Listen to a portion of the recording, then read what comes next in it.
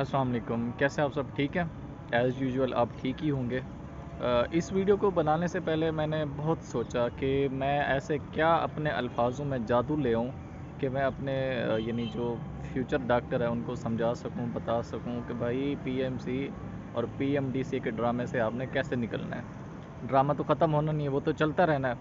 तो अभी मैं कुछ कहने वाला हूँ आपको, अल्लाह करे उसका आपके ऊपर असर हो जाए और इन फ्यूचर 1 महीने के बाद 2 महीने के बाद आप अपना एडमिशन सिक्योर कर लें। अच्छा, इसमें बहुत सारे लोग हैं जो किरदार अदा कर रहे हैं, यानी बताना चाह रहे होते हैं सोशल मीडिया पे। मेरा जहाँ तक ज़ाती ख्याल है, आप कुछ लोगों को समझते गलत हैं और कुछ लोग आपको समझाते गलत हैं। तो इसमें दोनों का फॉल्ट है। पहली बात तो ये है, मैंने भी यूट्यूब पे एक वीडियो डाली 2-3 दिन पहले, जब वो कैमा कमेटी से बिल पास हुआ कि भाई अब जो है ना आगे जाएगा। तो उसमें मैंने बार बार कहा है, आप अभी भी जाके मेरी वो वीडियो देख सकते हैं कि अभी तक ऑफिशियली कुछ भी नहीं हुआ।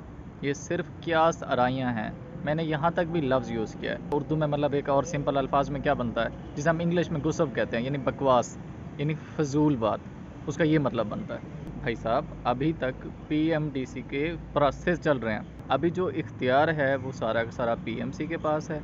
पीएमसी का इदारा इस वक्त पाकिस्तान के मेडिकल की फील्ड को रन कर रहा है। सारे इकदामात, सारे प्रोसेस अभी तक पीएमसी के पास हैं। अच्छा, अगर ये पीएमसी रहती है या पीएमडीसी आती है या नहीं भी आती, आपका इस चीज़ से कोई लेना देना है? पीएमसी ने आपके पैसे देने हैं या पीएमडी से आपने कर्जा कोई लेना है? आपने क्या करना है उनको? क्यों इस चीज़ के आप पीछे पड़े हुए हैं कि पीएमसी आएगी कि पीएमडीसी आएगी? मतलब आपको सादा सी बात क्यों नहीं समझ आती? अगर मैं आपको अपना बताऊं, शायद आपको आसान लफ्ज़ों में समझ आ जाए। भाई, मैं 2017 से इस चीज़ को देख रहा हूँ, या मेरा वास्ता पड़ा इंटर टेस्ट से। 2017 से लेकर ये 2021 तक तकरीबन 6 साल बनते हैं, और इन 6 सालों में 6-7 एंट्री टेस्ट हुए हैं, और उन 6-7 एंट्री टेस्ट के अंदर जो सिलेबस चेंज हुआ है वो सिर्फ 1 से 2% हुआ है। और अब जाके सिलेबस कम हुआ है, ज़्यादा नहीं हुआ, चाहे वो नम्स का है चाहे वो एमडी कैट का है। तो मेरे ख्याल में यहाँ पे कोई फ़र्क पड़ा है? अगर आप यही एडमिटिंग बॉडीज़ देखें, जैसे 2017 से 18 तक 19 तक यूएचएस था, उसके बाद जनाब 20 और 21 में पीएमसी आई, तो फ़र्क कहाँ पड़ा है? आपकी तैयारी के अंदर पड़ा है। अल्लाह के बंदे, पीएमसी आ जाए या पीएमडीसी आ जाए, आपका उसे क्या लेना देना? उन्होंने आपको सिलेबस दे दिया, सिलेबस आपके सामने है, मर्रो बैठो पढ़ो तैयारी करो। तुम लोग 4 दिन के बाद तुम रो रहे हो फिर कि भाई मेरा एडमिशन नहीं हुआ, मैंने ये किया था, मैंने वो तीर मारा था। और तुमने वो जो तीर मारने थे ना बाद में, वो अभी तुम मार रहे हो, टाइम ज़ाय कर रहे हो, पछताओगे बाद में। अभी आपको ये बात शायद बड़ी बुरी लग रही होगी, यार ये क्या बंदा बकवास कर रहा है, या हमें क्या कह रहा है, और ये बकवास 4 दिन के बाद आपके सामने होगी। छोड़ो इस ड्रामे को, आखिरी 10-15 दिन है। अगर अभी भी आपने अपनी तैयारी नहीं की तो आप अलर्ट हो जाओ। भाड़ में जाए पीएमसी पीएमडीसी, मोबाइल को छोड़ दो। 2 दिन के बाद 3 दिन के बाद मोबाइल को देखा करो कि उसके अंदर कोई न्यूज़ आई हुई है तो ओके है। अदरवाइज़ अपने भाई को पीएमसी का पेज लाइक करवा दो, बहन को करवा दो, घर वालों को, वाले साहब को करवा दो, वहाँ से न्यूज़ देख लिया करो कि क्या आज कोई न्यूज़ आई हुई है। आपके पास इन दिनों में मोबाइल नहीं होना चाहिए। सब कुछ डेटा जो है आपके पास ऑलरेडी मौजूद होता है, लैपटॉप में डाल रो, वरना आपकी जो बुक्स हैं वो मोर देन इनफ है। लेक्चर आप हर एकेडमी से वैसे अभी तक ले चुके होंगे। हर एकेडमी का सेशन अब ऑफ होगा, मेजर टेस्टिंग उनकी स्टार्ट होगी। यही चीज़ें होती हैं जो सबसे बड़ा गंदा यानी रोल प्ले करती हैं बच्चे को फेलियर की तरफ लेके जाने वाली। कि आप हर वक्त सोशल मीडिया पे बैठे हुए हैं, कभी नोट्स ले रहे हैं किसी से, कभी टेस्ट ले रहे हैं। आज तक ईमानदारी से बताना, जितने तुमने नोट्स सेव किए हुए हैं, जितने टेस्ट सेव किए हुए हैं, कभी देखा भी है मोबाइल में उनको दोबारा कि कौन कौन से मैंने कहाँ कहाँ से सेव किए हैं? या सिर्फ डेटा इकट्ठे करने का शौक़ है? और ये इकट्ठे करने का शौक़ हर स्टूडेंट को होता है। लिटरली आप में से कोई शायद 1% भी स्टूडेंट ऐसे नहीं होंगे जिन्होंने आज तक उन टेस्ट को दोबारा कभी खोला भी हो कि जो हमने फ़ाइल सेव की थी या पिक्चर सेव की थी उसमें था क्या। नहीं, बस सेव करने का शौक़ है। पहली बात तो ये होगी कि आपने पीएमसी और पीएमडीसी के ड्रामे से निकलना है। अपनी प्रिपरेशन पे ज़ोर दें, जो आपका सिलेबस रहता है, और मैं अभी आपके साथ शेयर भी करता हूँ कि आपने किस तरह से अब प्रिप करना है। होप सो तुम इस ड्रामे से निकल चुके हो मेरी नज़र में। अब मैं आपको पढ़ने का तरीका बताने जा रहा हूँ। आप कोई आपके हिसाब से फ्रेंड लिस्ट में या इस तरह से कोई भी सिबलिंग्स में से कोई एक ना एक बंदा रिश्तेदारों में से ज़रूर होगा जो डॉक्टर होगा। उसकी प्रोफाइल को टैग करके रखो, पिन करके रखो। जब आप डीमोटिवेट होने लगें, आपको पढ़ने का दिल ना करे, आपने उसकी प्रोफाइल को देखना एक बार जाके।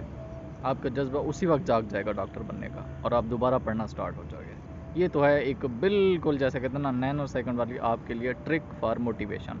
अब हम चलते हैं कि भाई आपने सिलेबस कैसे कवर करना है। पहले मैंने भी आप गुस्से वाला मूड थोड़ा सा चेंज कर लिया, क्योंकि अभी मैं आपको प्रिपरेशन का बताने लगा हूँ। तो मोहतरम, प्रिपरेशन के लिए मैं अगर बायोलॉजी से स्टार्ट करूँ तो बायोलॉजी में आप यानी किसी भी प्रोविंस से हैं, आप सबसे पहले फेडरल को प्रायोरिटी दें, फेडरल के बाद पीटीपी को टच करें। क्योंकि मैं पंजाब से हूँ तो मुझे बाकी बुक्स का पता नहीं है, केपीके या सिंध का, अल्लाह जाने वहाँ पे क्या डेटा है या नहीं है। लेकिन जितना मेरा पिछला 5-6 साल का एक्सपीरियंस है, ज़्यादातर जो एमसीक्यूज़ होते हैं वो यहीं से होते हैं, इवन वो बुक की लाइन होती हैं। तो बायोलॉजी फेडरल तो आपकी फिंगर टिप पे होनी चाहिए। नंबर 2 पीटीबी आपके पास होनी चाहिए। उसके बाद हम आ जाते हैं केमिस्ट्री के ऊपर। केमिस्ट्री के लिए भी अगेन आपको अब यहाँ पे उल्ट करना है। अब आपकी पीटीबी आपकी जो है ना वो फिंगर टिप पे होनी चाहिए, और साथ में फेडरल की बुक भी होनी चाहिए। और फेडरल में सिर्फ ऑर्गेनिक केमिस्ट्री है, वो भी कार्बोक्सिलिक एसिड से थोड़ा सा आगे जो है ना, कुछ यूनिट जो है वो कुछ रिएक्शन पीटीबी नहीं मौजूद, वो फेडरल में दिए हुए हैं, वो आपने वहाँ से करने हैं। यानी केमिस्ट्री के लिए आपको पीटीबी के अलावा किसी और बुक को फॉलो करने की ज़रूरत नहीं है। अगर यानी इसमें से 60 एमसीक्यूज़ आते हैं केमिस्ट्री के, 55 एमसीक्यूज़ तो पीटीबी की बुक लाइन होती हैं। आप यहाँ से अंदाज़ा कर लें किस कदर इंपॉर्टेंट है। इस तरह से फ़िज़िक्स की बात आ जाती है। फ़िज़िक्स में भी आप कोशिश करें सबसे पहले पीटीबी को कवर करें, और जब आप पंजाब टेक्स्ट बुक पढ़ लें उसके बाद यानी आपने फिर फेडरल के ऊपर मूव करना है। फेडरल में भी अगेन जैसे हमारे पास थर्मोडायनामिक्स वाला यूनिट है, वो थोड़ा सा फेडरल में डिटेल में दिया हुआ है। फिर सेकेंड ईयर में आके जैसे इलेक्ट्रोस्टैटिक्स है या कुछ और यूनिट हैं, या लास्ट वाला हमारा न्यूक्लियर फ़िज़िक्स वाला है, एटॉमिक फ़िज़िक्स वाला यूनिट है, ये कुछ डिटेल में इंफॉर्मेशन है यानी जो कि दी हुई है फेडरल के अंदर, वो भी आपने फेडरल से करनी है। फ़िज़िक्स के बाद आपके पास इंग्लिश आती है।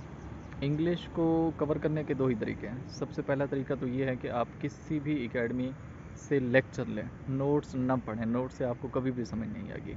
किसी भी सर के लेक्चर लें, कंसेक्टिव लेक्चर उसका, यानी वो जैसे कहते हैं ना एक पूरा सेशन होता है, जिस भी यानी टीचर की आपको समझ आती है, लेकिन वो कंटेंट पे आप पीएमसी का जो सिलेबस है उसको सामने रखें और उन टॉपिक को कवर करने की कोशिश करें। मिसाल सेंटेंस कंप्लीशन का टॉपिक है तो वो आपको आता हो, अब जिसकी आपको समझ आती है आप वहाँ से करें। यूट्यूब पे हज़ारों लेक्चर मौजूद हैं, फेसबुक पे हज़ारों लेक्चर मौजूद हैं, जिस भी सर की आपको समझ आती है।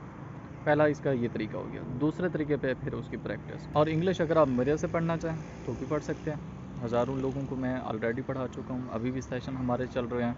इंग्लिश के बाद लॉजिकल रीजनिंग आती है। लॉजिकल रीजनिंग का जो मैं आपको मशवरा दूंगा, आप किप्स की जो बुक है उसको सामने रखें, यानी जो किप्स की नोट्स बुक है लॉजिकल रीजनिंग की, और यूट्यूब से लेक्चर लें। यूट्यूब पे सारे लेक्चर मौजूद हैं। आप जो टॉपिक वहाँ पे है उसका एक एक लेक्चर ले लें यूट्यूब से। टोटल 6 एमसीक्यूज़ हैं, वो 6 एमसीक्यूज़ ईजिली सॉल्व हो जाते हैं। आपने लॉजिकल रीजनिंग को साइड पे कर देना है। इंग्लिश को टोटल आपने 7 से 8 दिन देने हैं, इससे ज़्यादा नहीं देना है। ठीक हो गया। अगर आपको 7 से 8 दिन में तैयारी करनी है तो आप मेरा सेशन भी ले सकते हैं, जो अभी के स्टार्ट होने वाला है कुछ दिन तक। उसके बाद जो अगला स्टेप है हमारे पास वो है आप प्रैक्टिस का। प्रैक्टिस के लिए जो सबसे इंपॉर्टेंट चीज़ है जिसमें आप सबसे ज़्यादा गलती करते हैं, यानी प्रैक्टिस क्या है, आपकी आउटपुट है। आपके पास भले जितनी इनपुट हो, आपने जितने रूल्स रट्टे हुए हैं इंग्लिश के, सपोज फिज़िक्स के, लेकिन अगर आप उसको अप्लाई ही नहीं कर सकते तो वो फजूल है, आप ज़ीरो लेवल पे हैं। जो असल चीज़ है प्रैक्टिस। तो प्रैक्टिस के लिए जो सबसे इंपॉर्टेंट चीज़ है वो ये है कि आपने हमेशा उस बुक से या उस प्रैक्टिस बुक से आपने एक्सरसाइजेज़ वगैरह जो हैं वो सॉल्व करनी है, जिसकी आगे आंसर के साथ एक्सप्लेनेशन दी हुई हो या सलूशन दिया हुआ है। वो बुक आपने कभी भी सॉल्व नहीं करनी जिसका सिर्फ आंसर दिया हुआ हो। फिज़िक्स है या केमिस्ट्री है, इवन बायोलॉजी में भी मैथमेटिक्स वाले क्वेश्चन मौजूद होते हैं, आपने मैथमेटिक्स करनी होती है, सॉल्व करना होता है। तो असल जो चीज़ है वो मैथडोलॉजी है। आपको ट्रिक्स हैं, शॉर्ट ट्रिक्स हैं कि आपने सवाल को कैसे पिक करना है। बहुत सारे सवाल ऐसे भी होते हैं जो यानी उनको सॉल्व करने की ज़रूरत ही नहीं पड़ती, वो वहीं उनके सवाल के अंदर ही जवाब दिया होता है। तो वो चीज़ें कहाँ से आपको पता चलेंगी, जब आगे एक्सप्लेनेशन दी हुई होगी, सलूशन दिया हुआ होगा।